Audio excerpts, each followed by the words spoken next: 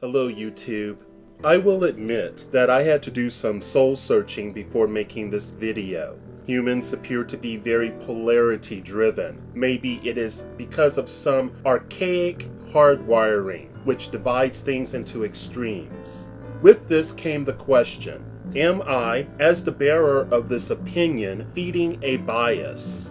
I know the world is a complicated and simple place simultaneously. I concede that something is itself, so A equals A. But I also know many times the idea of absolute rights and wrongs are an illusion. Mind you, there is a difference between looking for acceptance and exploring jointly. I prefer the former. Do know it is not my desire to battle with you. Neither is it my desire to find outside support for my findings. It is my intention to share, then hear or read your ideas. I think here it's appropriate and the desired path that an exchange of perception takes place. I know I am far from always being correct, and I do not pretend to be. So, I will not waste your time by projecting the contents of my mind without considering outside sources. Let's start with the premise that it appears there has been a public psychological conditioning to accept the stages of development towards the old world order as if they were self-evident.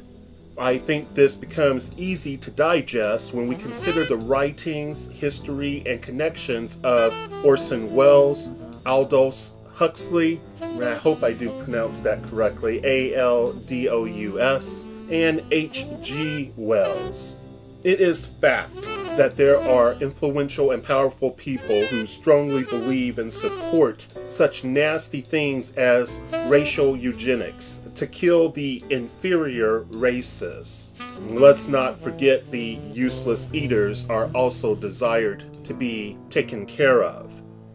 I have read the works, I have seen it in print, so I will take their word for it that this is what their intention is. I can see clearly the public education provided by the state. It appears not to teach people how to think, but how to regurgitate facts. It also seems infested with professionals that want to control their minds. The minds of the students, that is. Shaping you to be a prime candidate to be obedient servants to the state or to corporations. Do not assume that I think that there are no longer any good teachers around, and that all teachers' intentions are impure, let's say, because that is not the way I look at things. There are still many great teachers out there, but they do have to battle administrations that have a different agenda. And even the administrations in many schools are not necessarily doing what they wish to do, and they have to obey their superiors. If these people are guilty of anything, it is that they are guilty of not making changes to the system. Well-intentioned or not, they have responsibilities, financial responsibilities, and some of them, many of them that do have their head on straight, are fearful. They do not want to generate a reality that will work against their best interest. So, if they are guilty of anything in regards to their contribution to the nightmare that we are experiencing within our country and within our world, it is that they do not put the interest of the student ahead of their own self-interest. And if you are a leader, or if you are a teacher, this sort of reality should be demanded of you, that your interest, your primary interest, is the student, or the people who you serve. Now, I have gotten off topic, so let's get back on topic here. Also, when we look at the world, it can be as if we turn the page to certain H.G. Wells writings or short stories, like A Modern Utopia, which is not a short story, but it is one of his writings. social engineering is alive and well. There are those in academia and other places of influence that believe, as did H.G. Wells, that, quote, you must resort to a kind of social surgery, end quote. The social programming, or I should say social engineering to keep it consistent, that I am speaking of is not a security standpoint, but a political science venue. Think of it as a discipline within political science, where you use influence to manipulate the social barriers and popular attitude, treating the group, meaning all of us, as one mind versus individuals, which makes it easy to approach us in this way. Makes it easy to tackle something of such a huge scale. I'm going to share with you a few quotes that I have carried around with me and that has helped me in my life, and I think that needs to be spoken before we continue in our conversation. Peace, if possible. Truth at all cost. Martin Luther. All the truth in the world adds up to one big lie. Bob Dylan. A truth that's told with bad intent beats all the lies you can invent. William Blake. When I tell the truth, it is not for the sake of convincing those who do not know it, but for the sake of defending those that do. William Blake. And I would like to add to that, we have the challenge of gathering truth. We also have to be mindful of how truth is used. Let's use a hyperbole to give clarity here. The use of truth can be used towards your salvation or destruction. It depends on its application as well as delivery, assuming that the contents of what you call truth is accurate, and if you are willing to receive it without altercation. But in the end, the truth is a tool that we can use to improve our lives. With that said, I hope that you have an understanding of what my intention is. So let's continue. Everyone appears to be broken into factions now. I do not know if this is the end of the world as we have known it. I do know what appears to be the prevailing attitude of all against all paints an extremely pessimistic future, though I try to maintain my optimistic state. Have we finally, as a human race, made that one mistake we cannot fix? Have we tilted the scales so much that we cannot recover? The closer I look at the leadership around the globe, the more convinced I am that many are sociopaths. Now, I am not a psychiatrist or a psychologist. I do not pretend to be qualified to offer an official determination. I am offering my opinion, and my opinion has been formed by years of observation, reading, and listening to others who I consider to be more informed and worthy of my time to come to this conclusion. Those that I have found that their information is valid. Once I heard, and I don't know exactly when this was, I heard that it was estimated that roughly 5% of the population has a serious mental disorder, along the lines of a complete lack of conscience. If I am correct, this puts us at a sobering disadvantage to those people. I think a person that plays by the rules has a most difficult time evaluating those who do not. If the restraints of personal ethics, basic decency, empathy, discernment are gone, where does that leave you? I used to think the attributes that I just listed was within all of us. My awareness no longer allows me, however, to placate myself with imaginings. No longer do I expect the benchmark to be rational, logical, or responsible behavior by my fellow human beings, though I hope that it would be.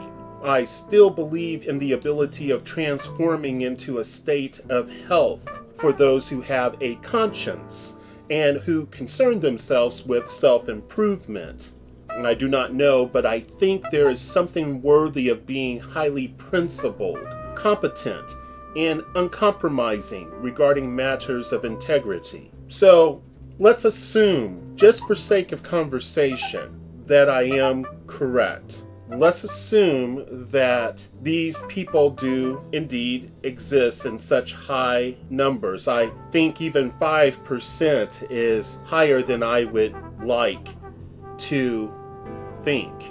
Now, I know that many of us think that when an individual has a mental illness, that they are dysfunctional in ordinary society. This is not necessarily true. I have seen it firsthand. I do not need a PhD or any other credentials in order to understand that this is not true. And when I observe various political leaders or religious leaders or people within various police departments or people that make our laws, and I observe them closely, I read their writings, I look at how they carry themselves, etc., I have to come to the conclusion that they do not appear to be remotely sound of mind. A dead giveaway is that they never recognize the rights of others unless forced by an outside source or to shield their internal makeup. Every behavior appears self-serving and permissible. The profile seems consistent. They can be charming. This is a veneer that hides their hostility and domineering aspects. It is apparent that people they focus upon are merely an instrument to be used. It is hard to think they see others around them as people, but exclusively as opportunities or potential targets. The end always justifies the means. I think what throws many off are displays of emotions. When they exhibit what appears to be love, warmth, and empathy, it is more feigned than authentic and serves a subterranean motive. Another behavior that confuses people are the ability that they have to change their image or life story as needed. This obviously helps them to avoid pursuance. This group is indifferent, maybe oblivious to the destruction they generate. Accepting blame is not an option, but they blame others, even for acts they plainly have committed.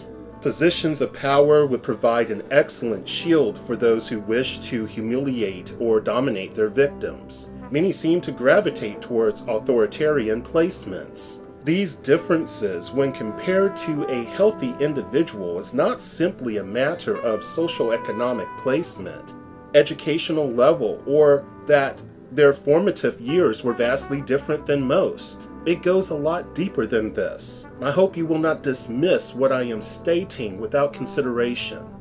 Now for what some will consider a tediously protracted side note. I offer this to diminish confusion. Mind you, when we look at the problems within our world, I am acknowledging not only paths and purposes of travel, but most importantly, stressing outcome.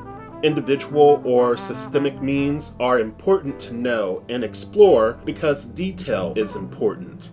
It imparts insight that potentially instructs us how to confront behaviors. Keep in mind, when addressing systemic issues, that it always calls for individual participation. When dealing with people that appear to have a sociopathic makeup, I acknowledge they may do what they do because it appears to be the proper action at the time. They also have the option to formulate plans with like-minded individuals. The payoff being a possible quicker application period. Ultimately, what is important is the behavior, whether it be a systemic or by individual approach, and the effects on our world and our individual lives. Whether these troubled people plan to enslave humanity, or if this is a natural development due to the consequences of actions, is not the primary focus here.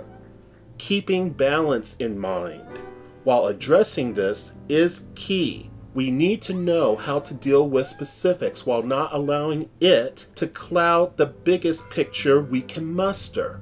So, what I am attempting to do is to take responsibility for beliefs think for myself versus always trusting an official take and letting the evidence as it is encountered or gathered bring definition. I definitely do not want to lack epistemic humility or address an intellectually homogeneous group, a group which could have the propensity to reinforce any bias that may have escaped me. One reason you will find an interweaving of ideas here is because it appears clearer to me to express that the prior probability of a hypothesis necessarily decreases with every new detail. Or we can see it as the lower the prior probability, the more evidence is needed. I also understand that not all complex explanatory hypothesis entails the existence of unbelievable powers of persuasion and ascendance, or motivations brought about by antisocial personality disorder. This is specific to the content in question.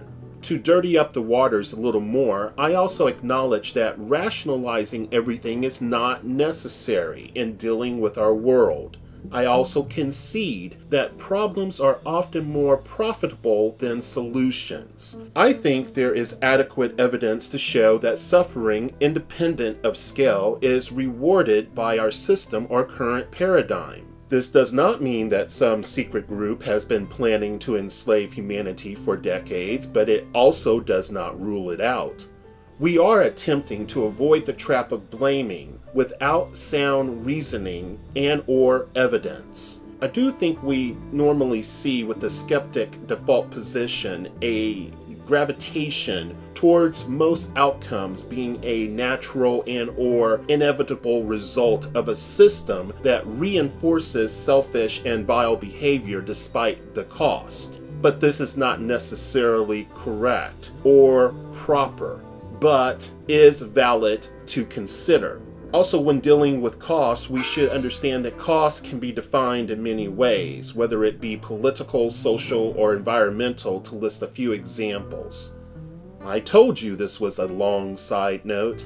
So, assuming that some of these people who do have mental illnesses are able to, of this nature, are able to obtain positions in these fields, that is chilling. And if that is the case, why do we give compliance or obedience to laws made by this sort?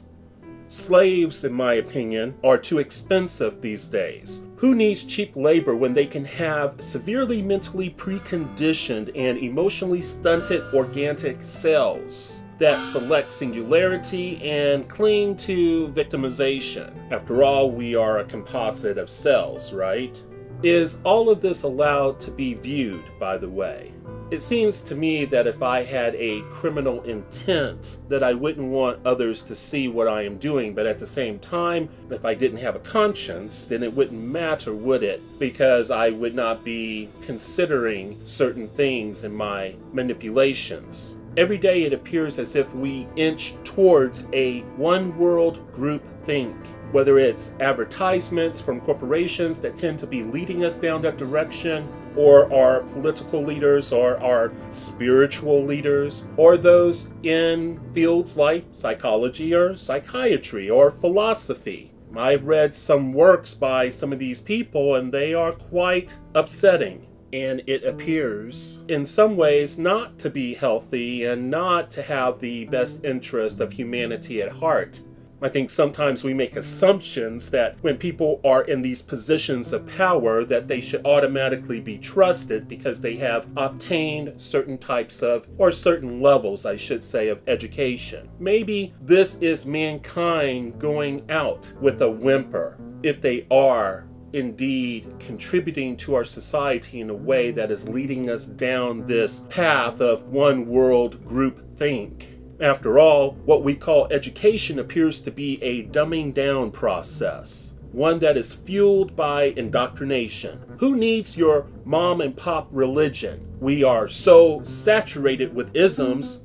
Technology and science seems to have abandoned its role as a discipline and practical applications that serve humankind. Now, of course, it is a discipline, and of course, we have these practical applications that indeed does serve us, but it does appear as if technology and science, in the way in which it is used, has been abandoned in the minds of these particular individuals in its original role. Some have substituted this for religion. Others appear to enjoy using it to persecute others. No one needs to fan the fires of a conspiracy theory here. All you have to do is inform yourself, take the time to think outside of the box, and understand that things are not always as they appear to be, and sometimes that things that are not within our range of everyday thinking can possibly be correct. So, we openly have think tanks, institutes, and foundations, overt and covert actions, scheming and manipulations that go on every day. These places operate and create realities, or create experiences, or create plans, let's say, upon plans that brings us certain experiences. Not necessarily something that we would select. Conditioning, controlling, or diminishing our ability to think and feel appears to be part of the game. And I don't see how you can really disagree with that when you look at various things within our world. Now, for those who can't make any connection with what I said, and I understand, and that's fine. But don't get in the way of the rest of us who are looking at this closely. The greater good continues to stealthily follow us. Governments behaving as parental units, and docile or rebellious children among us enjoying the playground of extremes saturating the world stage. We are a world of sprinters, walkers, but not marathon runners, it appears, when it comes to issues of this sort. Changing paradigms and confronting outdated paradigms that do not serve us. We perennially search out to make our leaders accountable, but we ourselves tend not to be accountable to ourselves or each other. So it's kind of a waste of time to even think that we can make those in power accountable to us if we don't do what we need to do in our daily lives. Even if the parents are not sociopaths, their imitative deportments should qualify them as such, or at least qualify them as dangerous, I should say. When we go along to get along, we allow the vile aspects of ourselves to become dominant. What was the horrendous day which announced the victim society to the world? Because in so many cases, it appears as if we live in this victim society. As the tragedy of Fukushima and the BP oil spill continues, we cling to business as usual. As people lose their homes, we cling to business as usual. As people die at alarming rates, we cling to business as usual. I do understand that there has to be a certain amount of desensitizing of ourselves in order to operate within the scope of such ugliness. But it appears as if many of us just simply ignore when it is not directly confronting us. As totalism becomes more digestible, we fornicate with corporate feudalism. I did not sign up to be an administered commodity. Indeed, it appears when observing current events, the game of politics, etc., that we are constantly under attack. It is staggering when you take a step back, clear your mind, and look at it for what it is. I think this makes it easy to resign oneself when so much is going on around them. It's as if we adopt this sense of hopelessness because we can't consider another way of being. After all, we're just common people. What can we do when we look at all of these people that are in power, that are constructing our realities around us, whether it be by rule of law or some manipulation or some technology? Fear is not the answer, nor am I trying to promote it by putting this video out there. And there'll always be someone who will accuse me of doing such, but that's on them. However, awareness is a step in a positive direction, even if I am partially incorrect or completely incorrect. It seems to me that if there is a potential danger, it is better to be aware of what is going on around us instead of placing our head within the sand and taking away our ability to receive information. It's what's in or not in the mind which causes conflict. But sometimes there is indeed conflict outside of ourselves, within the external world, where our subjectivity does not play a part, and our objectivity is key. And we should not be afraid to approach it and understand it for what it is.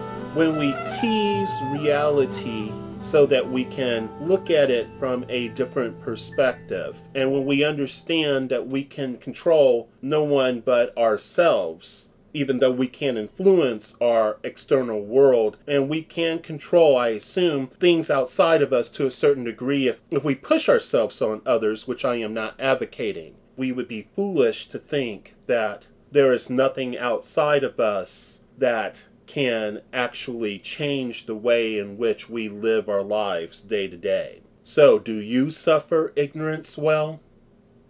Thank you for listening.